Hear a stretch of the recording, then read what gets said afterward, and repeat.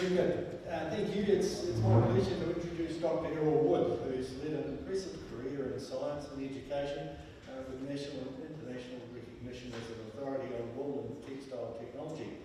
Amongst his many achievements, he's the author of numerous reports and papers, has written 2 books, and developed a suite of lectures on wool technology for use in various universities and here and overseas.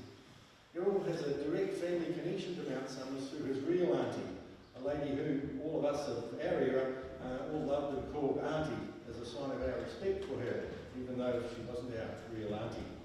One of Errol's many interests is history, and combined with his talent for educating others and delivering information in a captivating way, I'm sure we'll learn something we didn't know about our village in the next 20 minutes. Errol, we look forward to hearing what you've got to say.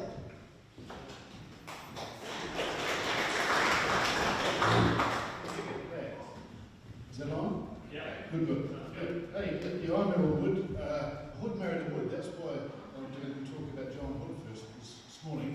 I grew up in Ashburton, but Mount Somers has always had a special place in my heart because Aunty Lorna coming in holidays in Mount Somers, and I have good memories. But I'm going to start with John Hood, and I wanted to quote from the book by Lady Barker, Station Life in New Zealand, because she said this: Scotsmen do particularly well here, frugal and thrifty, hard-working and sober.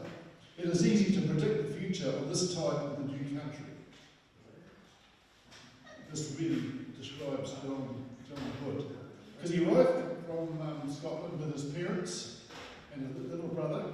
John was about 11, I think, and his brother was 4, at Littleton on the Mersey in 1862. His father died of dysentery about 9 days later. You can imagine the dilemma. His mother, in a strange country, 2 little boys, what do you do? Well, fortunately, she managed to make contact with John Turton, who was, of course, in Ashburton. He was the one who set up the accommodation house on the banks of the Ashburton River. And she got a job there as a housemaid. And they had boys, and the Hood boys played with the Turton boys and were good friends. In fact, William Turton and John Hood became allies in various ways over the years. So eventually, John's mother, Sarah, married again. He married a guy called Horace Taylor. I think Blue Gum was his nickname. And he was a shepherd, but he also had a tip tray that he was popular to be used to shift things around at that time. And she married Horace, and they moved to Mount Somers. And eventually John moved up there as well. And he was only 13 years old. He took to picking wool off the fences, making a bit of money that way. And he bought his first section in 1865. He was only 15. But he had remarkable business skills as a young man, and he had considerable enterprise and foresight. He could see that there was a future in Mount Somers.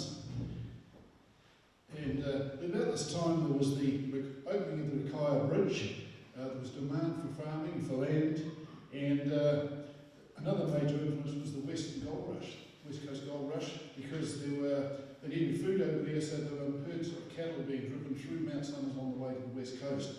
And so it was booming. And although he was just 21 years by this time, he must have been aware that there was a good chance to make a buck out of building a hotel here. Oh, can we go on now? Yes. Yeah, that's John in his prime. On to the next one, thanks. Yeah, and leave that one on. That's a map, if you like, of Mount Somers with some of the major sort of parts that I talk on there. And you'll see the accommodation houses, the table one down there, marked. That was the first house that they lived in Mount Somers, as far as I know. And they were hoping Horace thought he could turn it into a pub, but he had a conviction for slygogging. So that wiped him out. So we made an accommodation house, and it was called Granny Taylor's accommodation house over the years. Anyway, John there were 2 quarries and 2 hotels. There was Spread Eagle at Ashburton Forks, and there was another one in Elm Forest. And they were doing really well. And John thought, well, maybe we'll try it as well. And he built the hotel in 1872, and I think he got his license in 1873. He married Margaret Johnston in Ashburton in 1875. Now, her father, William Johnson, James Johnson, was a shepherd up the road. I think he went to Cled Hills and also for Lake Huron Station. But he eventually bought his own property down here, Roxburgh Farm, wherever that is. I'm not sure, it's not the Roxburgh down south, it's the Roxburgh area here. And he was able to progress there. This is a drawing of Hood's Hotel.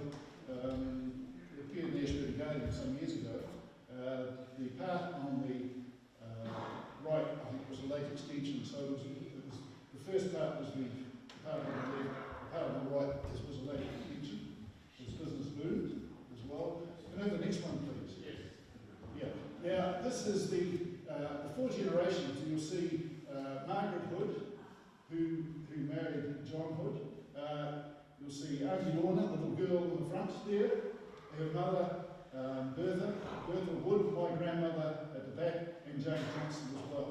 And there is Lorna and her wedding to Dick Goodrich in 1928. I'll show another photo, more recent Lorna later when I go on to talk about Lorna. Okay. So John was sufficiently famous to be mentioned in the Encyclopedia of New Zealand, which was published around 1900. And he's mentioned by Dr. Scott in his book, Ashburton, A History of the Town and Country, because John discovered some Maori artefacts on his land, some edzers on the farm that he had as well. And they went off to Paris, to the Paris exhibition that celebrated the French Revolution in 1888. And they went there, but they seem to have disappeared. They've never come back, these edzers that were discovered on John's farm as well. But Hood's Hotel became the social centre for the district, where dances, weddings, important meetings and reunions were frequently held. There were also Presbyterian church services there because there was no Presbyterian church. John was instrumental in getting the Presbyterian church set up. He was a good Presbyterian as well. And the bridge was, over the Ashburton River, was finished in 1878, and it was known as Hood's Bridge because he was so important in getting that development. Yeah. On to the next one, please. And from there, he really had a huge range of activities and community service. I'm not going to go through them all, but it's pretty impressive, isn't it? What he did. And he seemed to have a real heart for these things. So some of them, like, I think he formed the athletic club. And I know that about a week before he died, he was actually elected or re-elected patron of St John Andrews. It was another association. So he was right up to the end. He was involved in his community. So he did retire from the hotel, and he decided that he wanted to do some farming, and he became a very successful farmer. And he was one of the pioneers of the way to use lime to improve your cropping and production. And he also producing wool and lamb for export. However, there were hard times for the hotel. He retired, he kept, I think he owned the hotel, but he left it out, and the people who took over from him were not as diligent, and there were some problems as well. And the reputation that John Hood had of being an excellent host seemed to diminish with these other chaps who took over. In 1880, a guy called Powell, who was running it, was charged with selling liquor, exposing liquor for sale and keeping open home during prohibited hours. And other patrons were charged with offensive language and alcohol-related events over the period around 1900. So the people were playing up, and so the behaviour was not as what it was when John was there. So in 1902, the hotel suffered the fate of many other hotels. This was Prohibition came in. So the hotel became an accommodation house. And my father was on the scene then, about then, and his parents were managing the hotel, and it wasn't a place to bring up children, so my father and his younger brother grew up at Homewood, which is part of the holiday park. John and Margaret owned that property there, and that's where Lorna lived for a fair bit of her life as well. The brother William, he married Elspeth Syme. Now the Symes I know are a well-known family up here, and William was in the shadow of John. He was a shy retiring sort of guy, but he did have one skill. He was a champion drafts player. Now, these days drafts is sort of pulling his chest, but in those days drafts was a really competitive sport, and he represented Canterbury. I think he competed in national tournaments, and he even played against a British world champion who came to New Zealand to play drafts as well. So that was William, but he also helped to manage the hotel, but he really was he was under John's thumb to a large extent. Unfortunately, he died at a dance. It was probably in this hall, because there was this New Year dance, and the guys were having a good time, and one of the other guys said to William, "I'll rush you to the end of the room." Okay, they rushed him to the end of the room, and William dropped dead, just like that. So poor old William, he didn't have, he had died while he was young. Okay, this is the family of John and Margaret Hood. There is one missing because the first child died within a few months, and so the lady on the right, Bertha, she was the oldest, and she became the oldest child, and she's my grandmother. And the other ones I'll point out, the little guy right down in the front right hand there, that's the guy called Errol Hood, and I'll speak more about Errol in a moment. So a fine-looking family there, and they had 25 grandchildren, I think.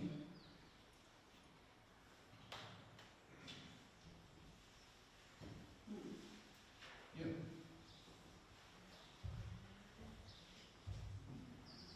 Okay, on to the next one. Yeah. So this is Homewood. Much as I remember it, was a big house on an expensive section. Had a water race running through, which was a lot of fun playing in the summertime, and had a long drop out the back, which I detested. So when Lorna installed the flush toilet, it was good, because not only the smell of the flies of going down to the back garden in the middle of the night, or in the daytime even as well. Now, William Roland Errol Hood was the youngest son.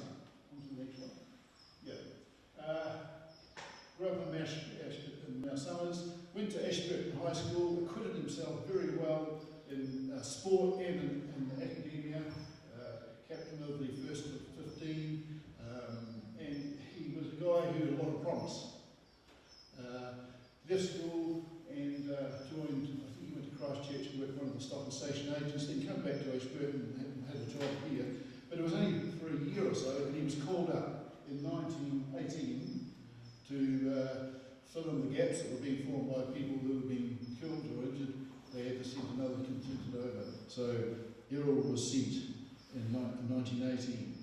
And he travelled to France via the UK, and he arrived there at the end of October, I think. And he was involved in the last skirmish of the First World War, which is, what's the name of that place? There's a very famous, I haven't got my glasses on here. Yeah. L'Aquilon. Yeah, we've heard a lot about that, where the guys expelled. There was a big battle there, and we also proceeded into a forest, and somewhere in that area, Errol was fatally injured. He died a few days later, 4 days before the war ended. Really bad luck as well. And that was really hard on his parents. And I know his mother hardly recovered from it for the rest of her life. That was something that she grieved about.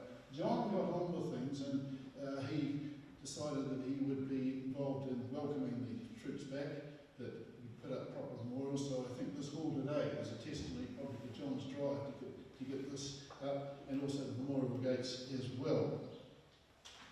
Yeah. Now, after a full life, John died in 1925, and 3 days he had a big funeral. I'd like to come to the next one. And I just got a list there, that's from the Ashburton Guardian, and that's the people who presented the wreaths at his funeral. And there's probably names there, you may know family names there, his wife, and Giftins, Alexander, and so forth. So he was widely respected. That was the biggest funeral ever in Mount Somers. It probably hasn't been equal today to get all that number of people coming along. So John died. And his wife Margaret, she continued to live at Homewood, just down the road here, and it was a busy place. She was like the grandmother of the town. People would come and pay homage to her, and she wrote to the soldiers overseas. She was totally involved. And in the last year of her life, she wrote a diary, and one of the family members actually put it in a little book, and you can read day by day the comings and goings in that house. She eventually died 18 years after John had died. So she was looked after by Aunty Lorna.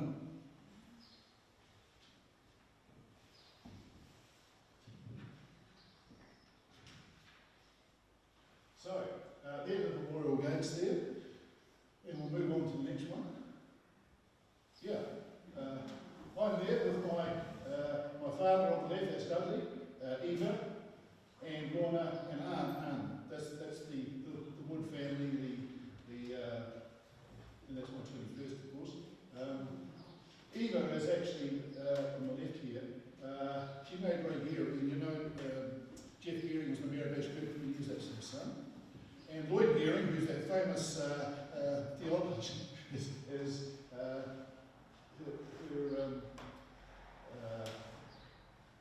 brother-in-law. And Lloyd's still alive at 107.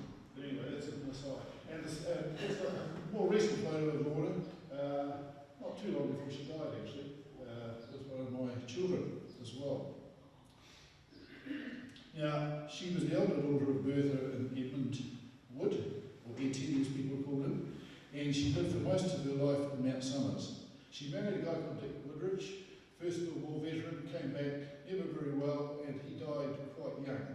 So she married a Second World War returnee, a guy called Max Collison, and so she took on that she was Lorna Collison for many years for that. And she continued to live at Homewood. By then her father was on his own and needed support, so Teddy, or Edmund, or Anga as we call him, he lived at Homewood as well. She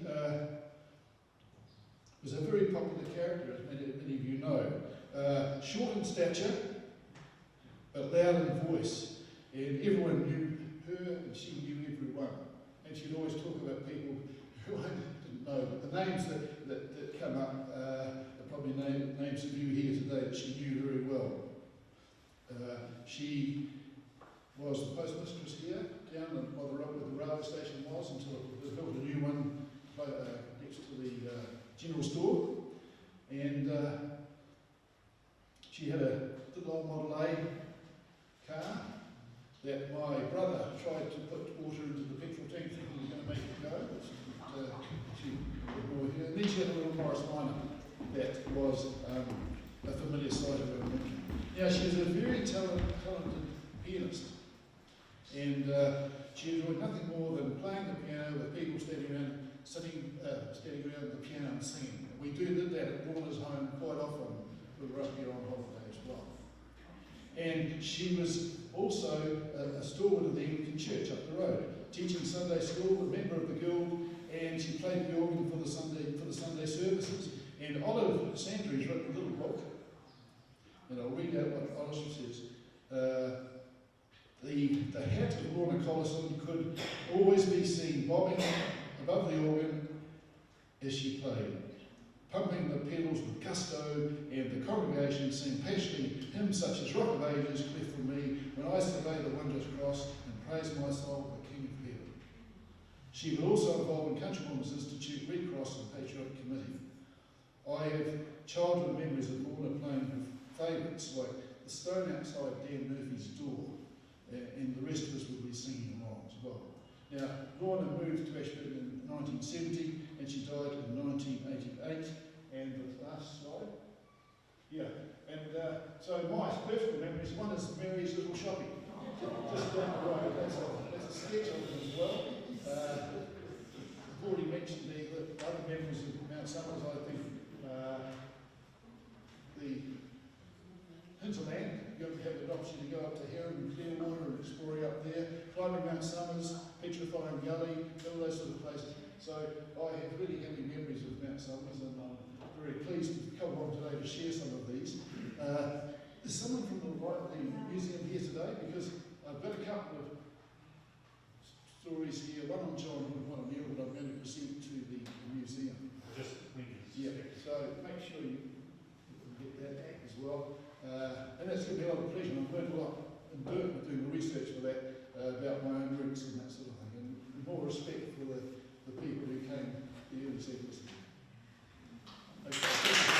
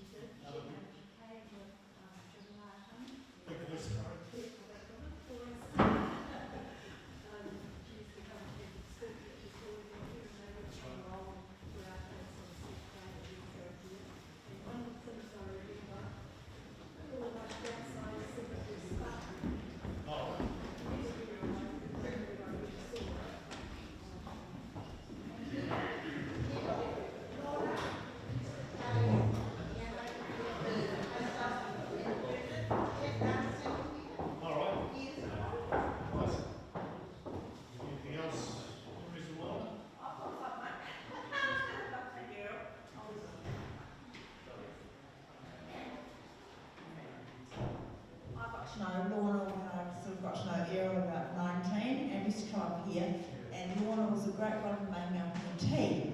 Well, in her pantry, she had probably about 20 old cake tins. These tins, we would rattle them each, do one thing in each tin, and Errol's mother would say, "Oh, I think this has been here for a few months." But she was a great host, and we just loved going up to her place.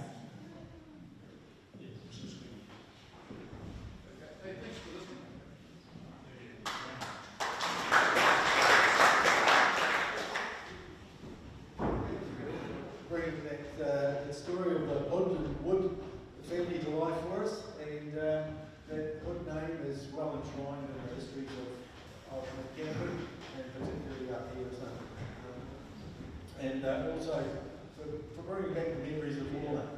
She was just such a lovely figure to have around the life. Well, from historical facts and real people stories delivered so well by Errol, we now move to what some may call the polar opposite with our next guest speaker in this presentation. Graham completed his time at the Mount Somers School of Higher Learning, and like most boys of that era, he played rugby alongside older brother